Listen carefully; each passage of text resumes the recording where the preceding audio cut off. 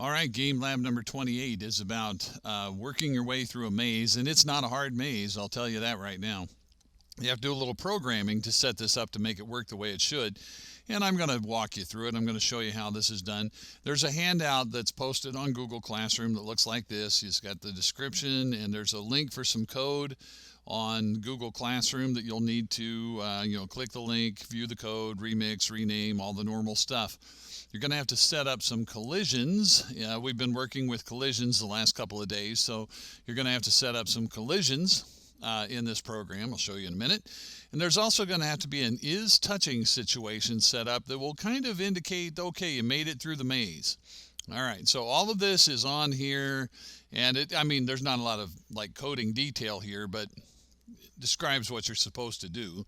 And here you have just your reminder to make sure you click share and copy the link and attach it on Google Classroom. So let's go over to code.org and take a look. Let's get to where we need to be there. All right. So I'm going to use this copy right here that is already remixed, and I'll open that up and let me show you what you've got when you start this thing off.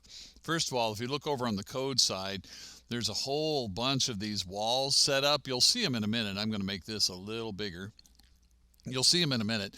Wall 1, Wall 2, Wall 3, Wall 4. There's 10 of them. There's 10 walls that make up the maze.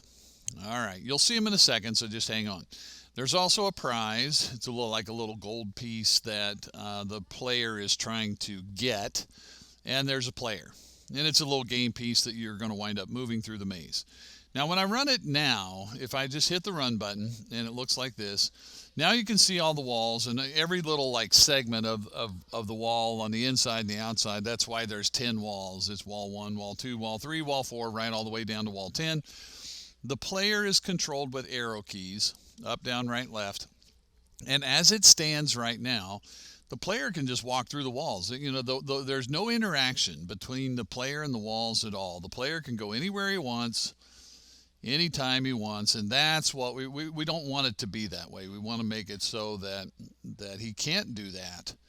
And here's the little gold nugget that he's trying to get to, and we also want to set up a situation where once he gets there and he touches the gold nugget, something happens there. All right. So let's see what all we need to do to make this happen. I want to make it so that if the player is over here at the start and starts going through, like if I try to go up, he bumps into a wall and he can't get through the wall. And if he tries to go down, he bumps into the wall and he can't get through the wall. They can't move the wall. They can't get through the wall. And if he comes over here and runs into this wall right here, he can't get through it and he can't move it. He just like runs into it and he's stuck. I want to make it like a maze. I want to make it so that you can't go through the walls. All right. So what we're going to have to do is set up some collisions.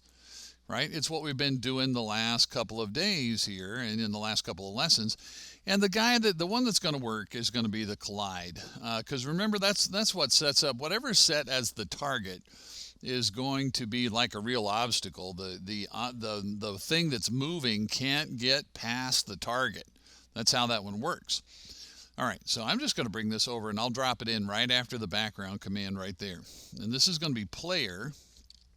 And he's going to collide. Remember, there are 10 walls, and they're just numbered. It's wall 1, wall 2, wall 3, wall 4. All right.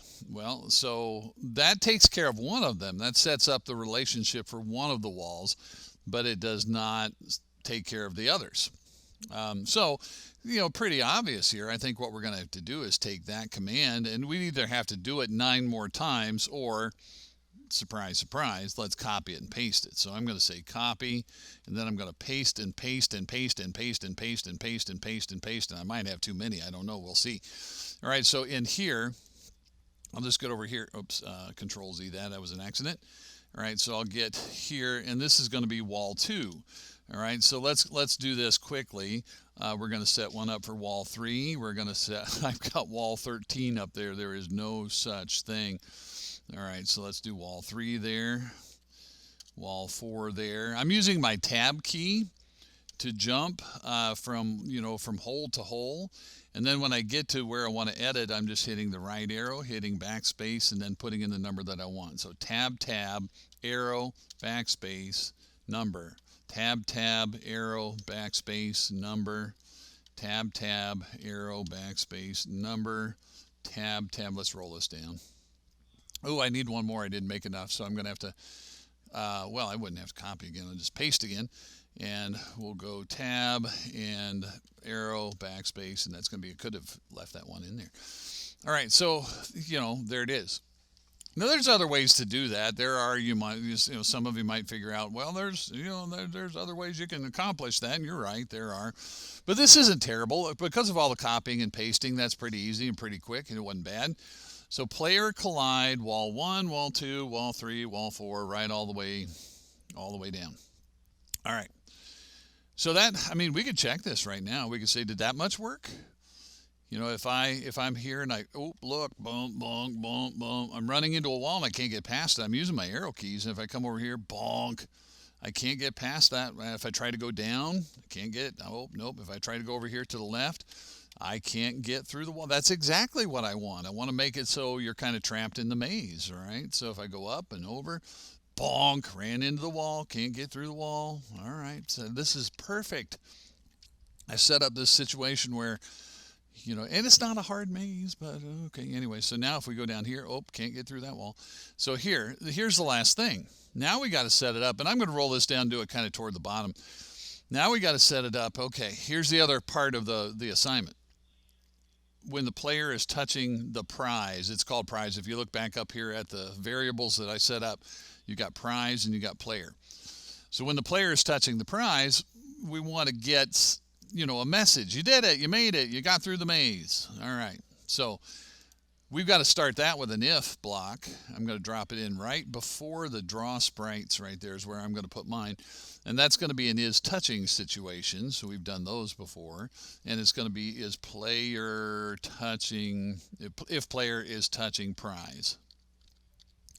And now this is where you get creative a little bit. What do you want to have happen? It's up to you. What do you want to make happen in here? I'm going to keep it fairly simple. I'm going to set, this will help to kind of just wipe off like everything. If I put a background command in there, I think it will make everything that you won't even see the walls anymore. I'm not sure. I don't think you'll see the player anymore. I don't think you'll see the prize anymore. I'm just going to throw a background command in there. And then what I'm going to do is I'm going to set a fill color here. I'll go with a dark red. Ooh, I can't, nope. Dark red, can't type, big surprise. I'm going to do a dark red, and I think I'll do a text size. I'm going to make it fairly big, 36. I'll do a font family because I like to, but you wouldn't have to do that. I'll make mine cursive. And then I'm going to bring over a text string. And this is just going to say something like, you did it. All right, I'm not keeping the score. This isn't a scoreboard. It's not like I have to post a score. I'm just going to say, you won. You made it. I'll say, you made it. All right, say whatever you want there. And then play with the X and the Y. All right, I think I'll go over about 30 and down about 200. All right.